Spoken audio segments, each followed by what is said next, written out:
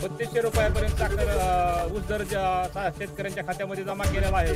परंतु राज्याचे उपमुख्यमंत्री आणि उद्याचे पुणे जिल्ह्याचे पालकमंत्री असणाऱ्या पुणे जिल्ह्यात मात्र अद्यापपर्यंत ऊसाच्या दराची कोंडी फोडलेली नाही. आणि परवा आम्ही माहिती घेतल्यानंतर राज्याचे उपमुख्यमंत्री यांच्या आधिपत्याखाली जो दौंड शुगर कारखाना चालतो, त्या कारखान्याने ₹2580 प्रमाणे प्रति टन शेतकऱ्यांच्या खात्यावरती ऊसाचे बिल जमा केलेले आहे. म्हणजे याचा अर्थ शेतकऱ्यांची चेष्टा केलेली आहे. एकंदरीत एका बाजूला केंद्र शासनाने ऊसाची FRP वाढवलेली असताना आणि राज्यातील इतर जिल्ह्यामध्ये ऊसाचा दर 2800 पेक्षा अधिक असताना पुणे जिल्ह्यातील साखर कारखानदारांनी मात्र ₹2600 आसपास शेतकऱ्यांना ऊस भाव देण्याचं ठरवलेलं आहे.